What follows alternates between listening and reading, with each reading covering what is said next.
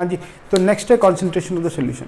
Concentration का मतलब कि कितना अमाउंट ऑफ सोल्यूट कितने अमाउंट ऑफ सॉल्वेंट में है, यानी कि अगर 1 लीटर सॉल्वेंट है उसमें कितने ग्राम सोल्यूट है, उसको कितनी तरह से हम कैलकुलेट कर सकते हैं। यानी कि there are different methods to calculate the concentration of the solution.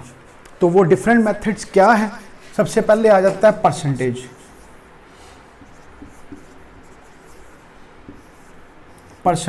जैसे हम अपने मार्क्स की परसेंटेज निकालते हैं ना, कि जितने मार्क्स आए हैं उसको न्यूमरेटर में रखते हैं, जितने मार्क्स टोटल हैं उसको डिनोमिनेटर में रखते हैं, उसको मल्टीप्लाई करते हैं हम 100 से।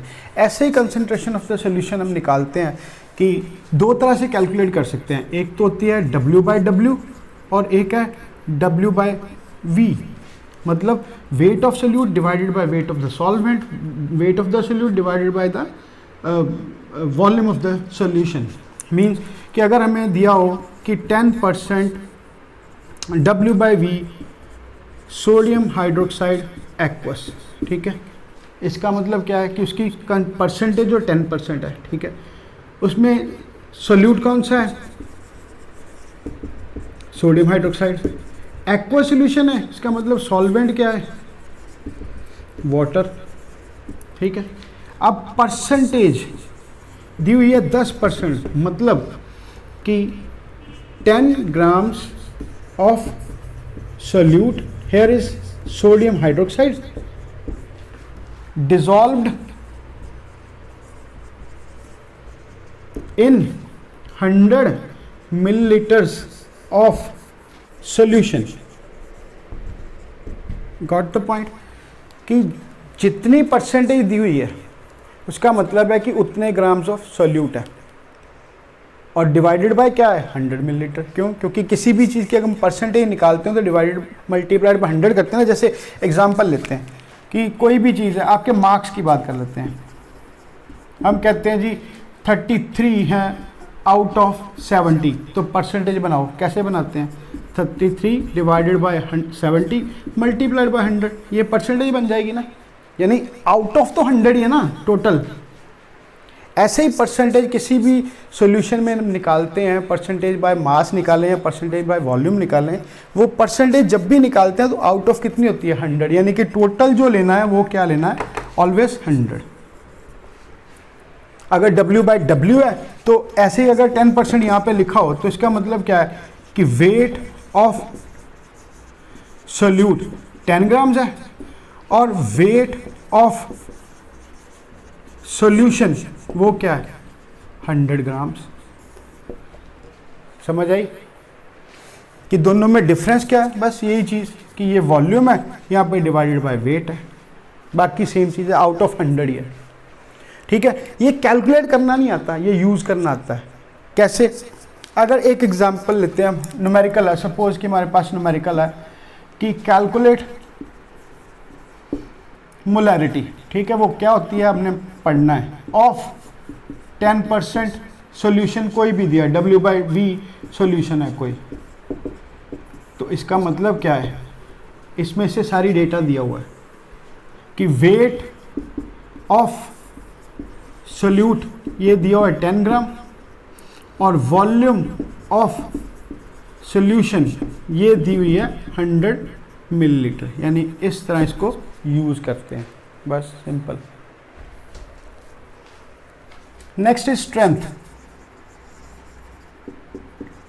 Of solution. जहाँ पे हमने टोटल 100 मिलीलीटर लिया ना परसेंटेज में, अगर 100 मिलीलीटर ना लेके 1 लीटर लेना तो वो परसेंट नहीं, वो स्ट्रेंथ बन जाएगा। यानी इसकी डेफिनेशन क्या हो जाएगी? It is defined as the amount of solute in grams dissolved per litre of solution, यानी 1 लीटर सॉल्यूशन में कितने ग्राम जो है वो सोल्यूट डिसॉल्व है, वही क्या उसकी स्ट्रेंथ है। जैसे फॉर एग्जांपल इसका फॉर्मूला, पहले तो फॉर्मूला एग्जांपल बाद में, पहले स्ट्रेंथ का फॉर्मूला क्या बन जाएगा कि amount of solute in grams divided by volume of solution in litres. अगर ये मिलीलीटर्स होगी तो सिंपल मल्टीप्लाइड बाय 1000 कर देंगे न्यूमरेटर में, क्योंकि 1 लीटर में कितने मिलीलीटर्स होते हैं, 1000 मिलीलीटर्स। ठीक है, ये इसका फॉर्मूला बन गया। अब यूनिट क्या हो जाएंगे इसके, यूनिट हो गए ग्राम पर लीटर। नेक्स्ट है मोलैरिटी। मोलैरिटी, मोल आ रहा वर्ड इसमें, ठीक है।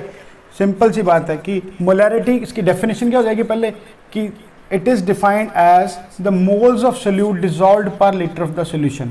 यानी मोलैरिटी को कैपिटल एम से लिखते हैं पहले, वो क्या आ जाएगी कि moles of solute over volume of solution in litres. ठीक है, अगर मिलीलीटर होंगे तो फिर वही बात कि मल्टीप्लाइड बाय 1000 हो जाएगा। ये मोलैरिटी का फॉर्मूला हो गया। और यूनिट क्या हो जाएंगे, मोल पर litre.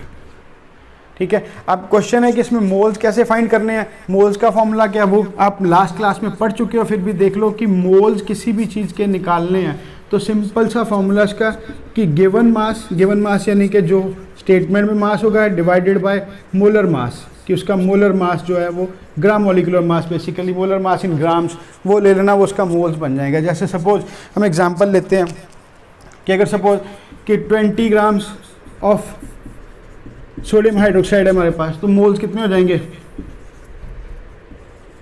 Given weight divided by molar mass. तो मोलर मास कैसे फाइंड करते हैं कि 3 चीज़ें इसमें, सोडियम का कितना आता है 23, ऑक्सीजन का 16, हाइड्रोजन का 1। कितने हैं, सोडियम है 1, ऑक्सीजन कितना है 1, हाइड्रोजन कितना है इसमें 1। तो ये 23 16 1, ये कितना हो जाएगा 40, यानी डिवाइडेड बाय 40, यानी कि 1/2, यानी कि हाफ मोल है।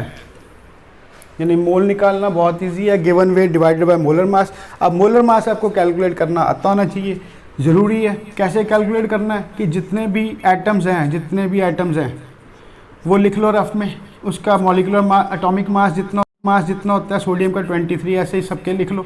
फिर देखो कितने एटम्स हैं इसमें, जहाँ पे कुछ नहीं लिखा इसका मतलब 1 है, ये 1 से मल्टीप्लाई कर दिया, तो बाद में सबको ऐड कर लिया, तो ये इसका क्या बन जाएगा, मोलर मास या ग्राम मोलर मास इन ग्राम्स। तो वो कैलकुलेट कर लेंगे मोल्स। जब मोल्स कैलकुलेट कर लेंगे तो यहाँ पे सब्स्टिट्यूट करेंगे, वो मोलैरिटी बन जाएगी। बस सिंपल, कुछ भी मुश्किल नहीं है। अभी तक हमने पढ़ा परसेंटेज, फिर पढ़ा स्ट्रेंथ, फिर पढ़ा मोलैरिटी। अब पढ़ने जा रहे हैं मोलैलिटी, यानी ठीक है जी। नेक्स्ट है मोलैलिटी।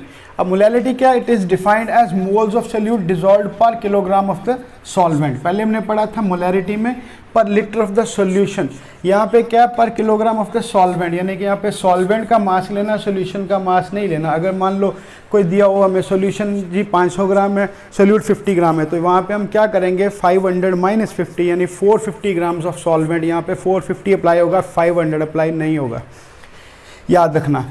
तो बाकी उसका सारा सेम ही है। मोलैलिटी को हम स्मॉल m से लिखते हैं, मोलैरिटी को कैपिटल M से लिखते हैं। फॉर्मूला वही बन जाएगा, moles of solute divide by mass of the solvent. वही बात, अगर किलोग्राम्स में तो 1000 नहीं लगाएंगे, अगर ग्राम्स में है तो यहाँ पे 1000 लगा देंगे, स्मॉल m। ठीक है जी। और अब उसके यूनिट क्या बन जाएंगे, मोल पर किलोग्राम, ये मोलैलिटी हो जाएगी।